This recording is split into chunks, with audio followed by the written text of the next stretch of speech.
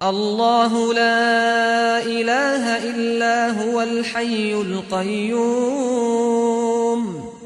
لا تأخذه سنة ولا نوم له ما في السماوات وما في الأرض من ذا الذي يشفع عنده إلا بإذنه يعلم ما بين أيديهم وما خلفهم ولا يحيطون بشيء من علمه إلا بما شاء وسع كرسيه السماوات والأرض ولا يؤوده حفظهما وهو العلي العظيم.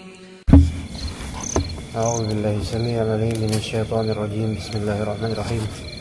إن الحمد لله نحمده ونستعينه ونستغفره ونعوذ بالله من شرور أنفسنا ومن سيئات أعمالنا من يهده الله فلا مضل له ومن يضلل فلا هادي له أشهد أن لا إله إلا الله وحده لا شريك له وأشهد أن محمدا عبده ورسوله لا نبي بعده.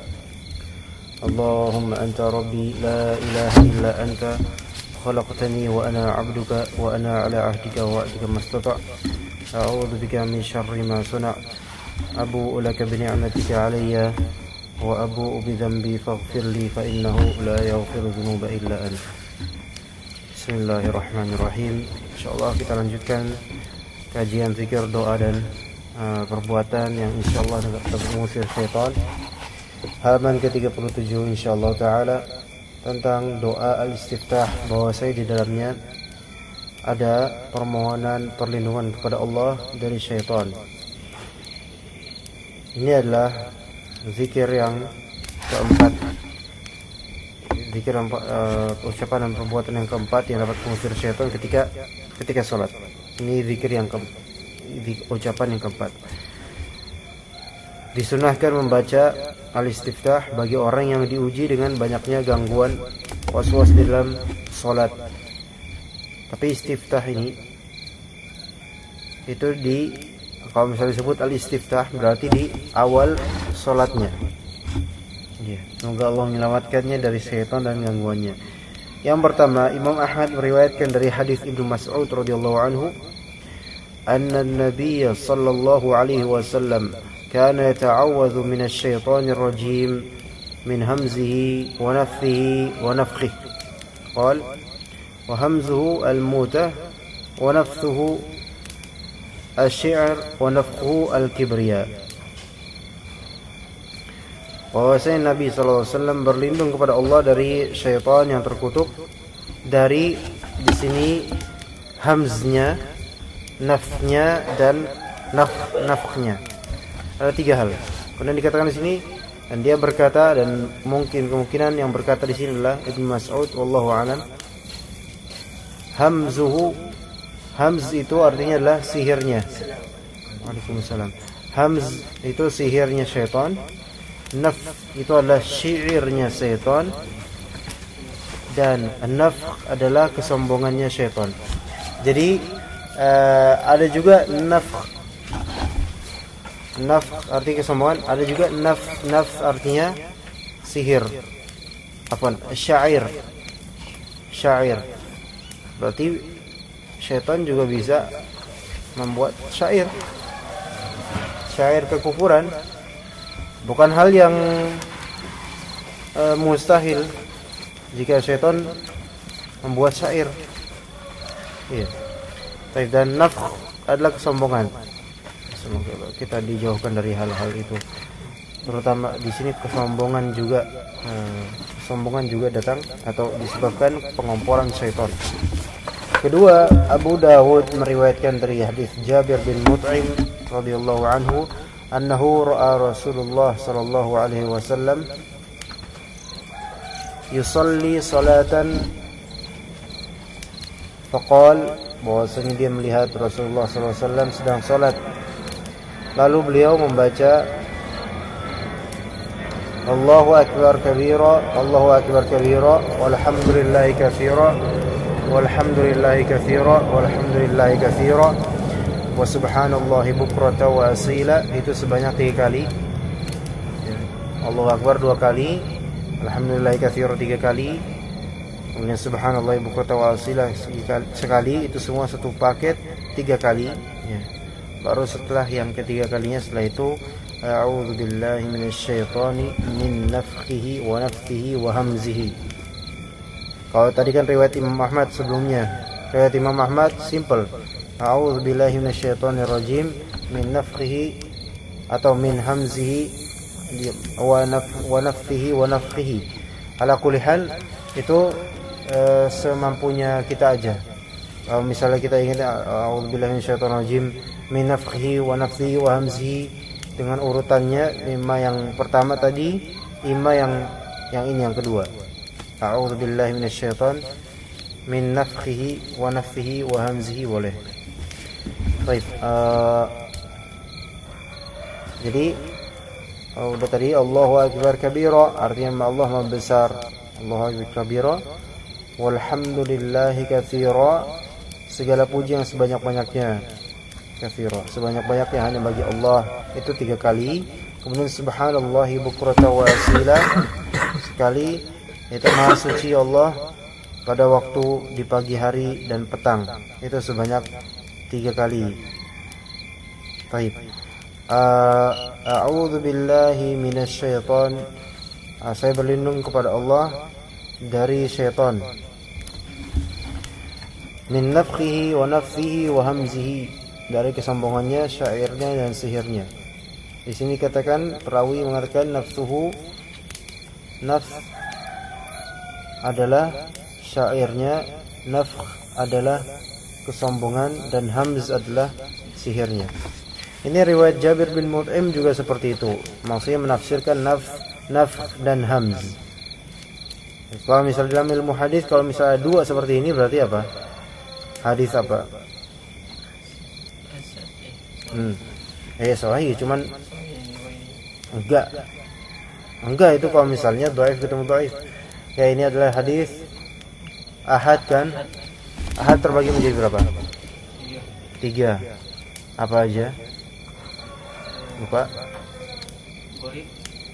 Gharib dan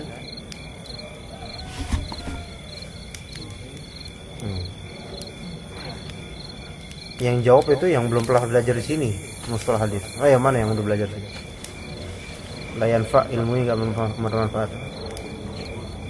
Masyhur. Terus? Enggak, mutawatir lawan dari ahad.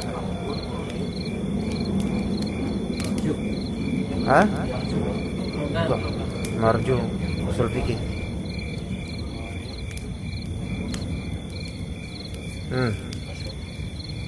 Enggak nanya antum soalnya waktu itu belum pernah belajar mustalah hadis di sini. Siapa? Ingat gak? Masyhur, gharib dan satu lagi yang tengah-tengah. Ayo. Aziz.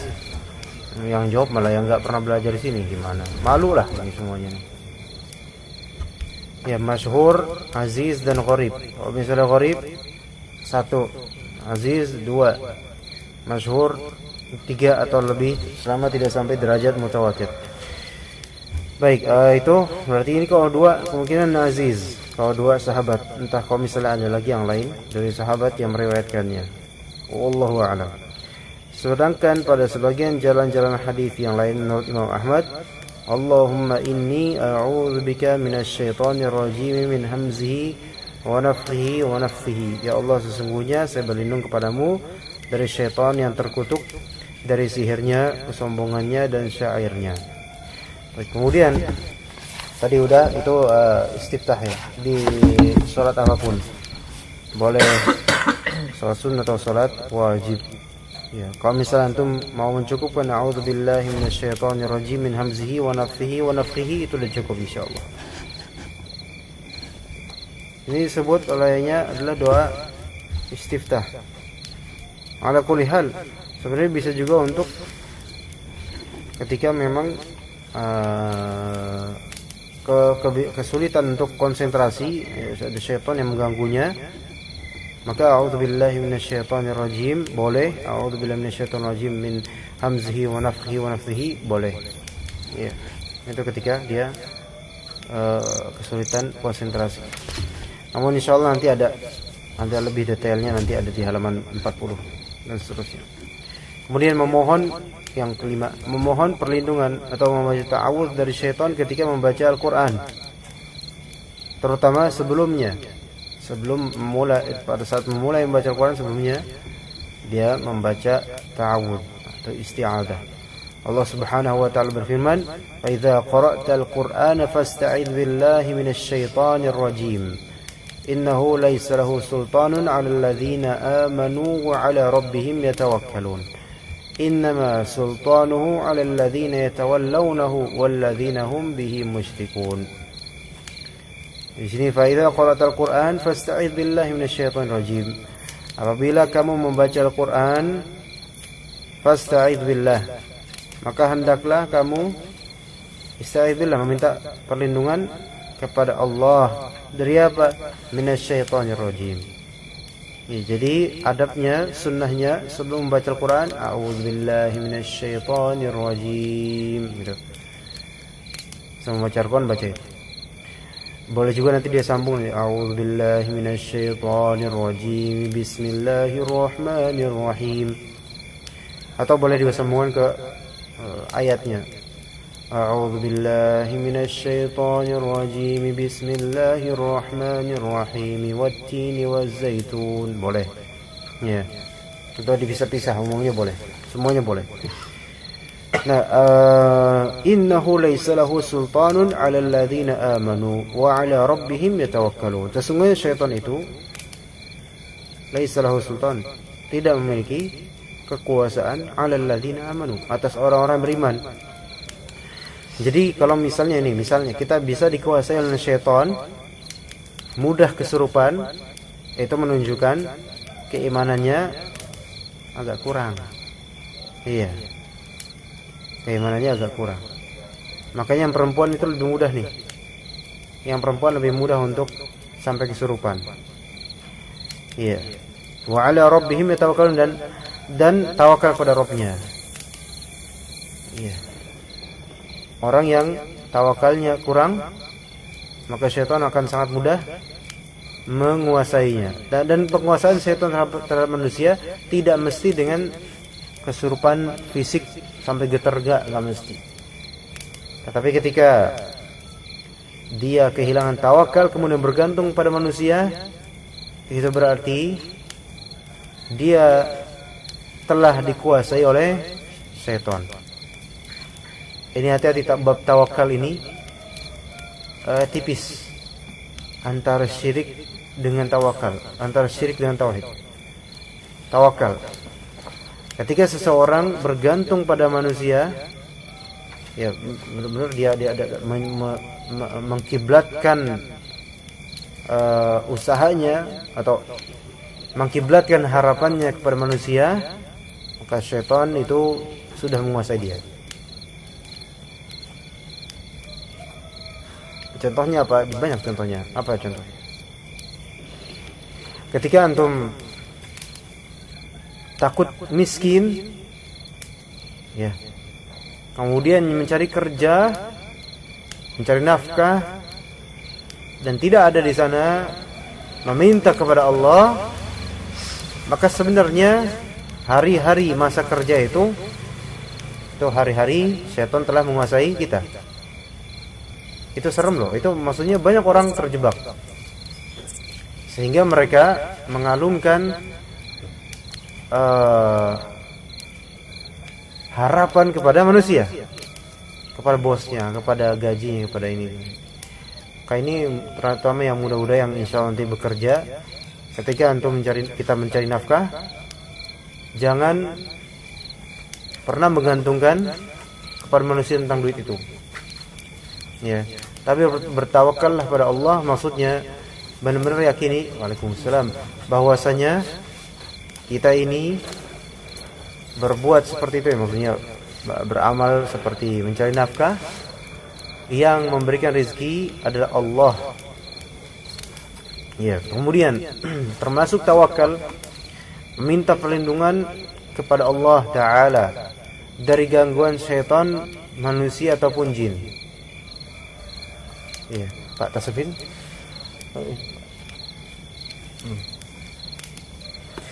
Nah, ketika misal kita dimusuhi oleh manusia, ya, ketika kita dimusuhi oleh manusia, kalau kemudian misal kita melawan dengan cara mencari perlindungan secara total dari manusia, atau mencari perhatian manusia supaya bisa menjadi pembela kita, maka ada muskilah di sini. Paham di sini? Misalnya kita dimusuhi oleh manusia. Kan ketika ada permusuhan tuh, imma ada hak, imma ada batil, imma batil dengan batil. Ya, enggak mungkin ya permusuhan hak dengan hak. Enggak. Ya kan? Imma hak versus batil, imma batil versus batil. Kalau hak versus hak itu enggak mungkin bermusuhan, enggak. Kalau memang dua-duanya hak, enggak mungkin bermusuhan. Pada dalam artian berseberangan, enggak. Allah Ta'ala tidak akan mempertemukan dua hak yang berseberangan, enggak. Nah, baik. Ketika antum dimusuhi, imma antum hak atau salah, dan imma orang yang musuhi antum hak atau salah. Tapi ketika misalnya sekiranya antum berada di kesalahan, kemudian antum tahu itu salah, tapi antum tidak mau mengakuinya, dan antum menyerahkan perkara pada Allah namun tidak mau mengakuinya, ini berarti antum berdusta kepada Allah. Paham gak di sini? Yaitu misal antum berseteru dengan orang, antum tahu antum salah, orang itu yang benar, kemudian antum bertawakal pada Allah agar antum menang, padahal antum salah, antum tidak mengakui, maka antum berdusta di sini kepada Allah, pura-pura di depan Allah Ta'ala meminta pertolongan Allah, tetapi dalam kondisi berpura-pura kepada Allah Ta'ala. Nah, ini kadzib 'ala Allah. Ini mungkin enggak masuk syirik, enggak, tetapi ini kadzib, bohong. Allah Ta'ala tidak akan membantunya. Tapi itu kalau misalnya kita dalam kondisi salah dan dia dalam kondisi benar. Kemudian kalau misalnya kita dalam kondisi salah, dia dalam kondisi salah juga, nah, dan kita kemudian bertawakal pada Allah, kita tahu kita salah, enggak mau mengakui, ini juga kadzib 'ala Allah dan juga kadzib 'ala nas, dusta. Baik. Yang ketiga, kita tahu kita dalam atas kebenaran. Ya. Kalau kita bertawakal pada Allah supaya memenangkan kebenaran ini, maka ini tauhid, benar ini. Tapi kalau misalnya kita dalam kebenaran, tapi kemudian untuk memproklamirkan, untuk melegalisir, untuk memenangkan kubu kita, kita mencari perhatian manusia saja, ini enggak bertawakal pada Allah. Ini cari muka, ini bisa riya. Ya. Jadi orang yang riya itu bisa aja dia ada kebenaran, tetapi karena dia tidak bertawakal pada Allah, tidak menyerahkan perkara pada Allah, maka dia masuk ke dalam bab syirik padahal dia benar. Na'udzubillah. Lah ini na'udzubillah seperti ini. Ya.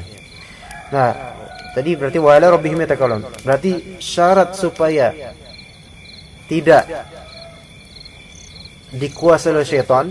Kita mafhum mukhalafah dari ayat 99 ini, innahu laisa lahu sultanun 'alal ladzina amanu wa 'ala rabbihim yataqallun.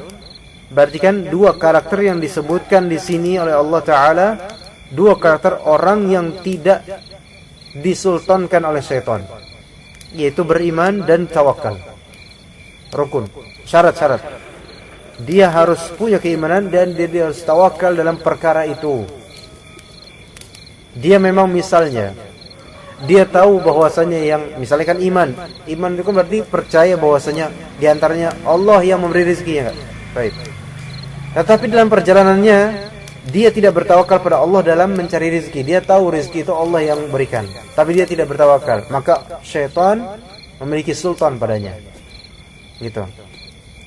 Kayak orang-orang yang korupsi, antum tanya kepada mereka, siapa yang menurunkan rezeki? Ya Allah, mereka jawab.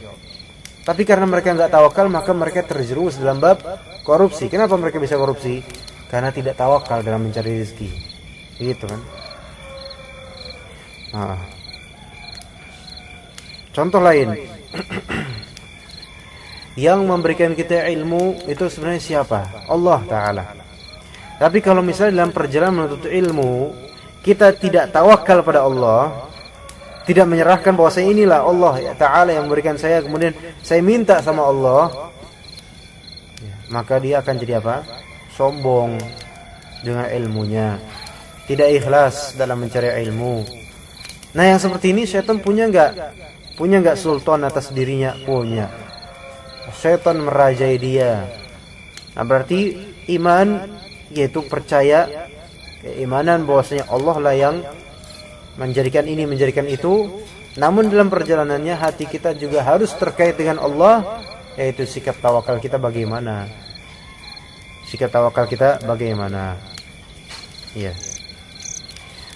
Maka orang yang beriman dan menggabungkan dengan tawakal, dia tidak akan letih insyaallah. Sedangkan orang yang cuma punya percayanya saja, namun dia tidak tawakal, dia tidak akan pernah istirahat. Kenapa? Karena dia bergantung pada makhluk, yang mana kalau kita mencari pandangan makhluk itu akan capek. Ya. Baik, kemudian di sini lihat, innama sultanuhu, kebalikannya, sesungguhnya kekuasaan syaitan, 'alal ladzina yatawallawnahu wal ladzina hum bihi musyrikun. Ada dua syarat. Tapi kalau satu aja dipakai syarat ini, ya udah dapat sultannya syaitan. Syarat pertama, kekuasaan syaitan hanyalah atas orang-orang yang menjadikannya sebagai pemimpin, berkaitan dengan hawa nafsu. Hawa nafsu. Menjadikan syaitan sebagai pemimpin itu enggak harus kita akui syaitan pemimpin kita, enggak. Tetapi ketika dia mengikuti hawa nafsunya, maka saat itu dia menjadikan syaitan sebagai sultan dia. Walladzina hum bihi musyrikun, dan atas orang-orang yang mempersekutukan Allah, mempersekutukan syaitan dengan Allah. Yaitu pertama yang mengikuti hawa nafsu dan yang berbuat syirik. Itu sultannya. Nah, adapun kalau misalnya kita tidak memperturutkan hawa nafsu, kemudian yang memperturutkan hawa nafsu, kenapa sebabnya? Biasanya karena tidak tawakal, tidak ingat kepada Allah, dan juga berbuat syirik. Itu baru dapat sultannya syaitan. Jadi gampang kan? Gampang. Kalau misalnya kita mau menjadikan syaitan sebagai pemimpin, maka cukup ikuti hawa nafsu dan berbuat syirik. Na'udzubillah. Di dalam amalan kita apapun.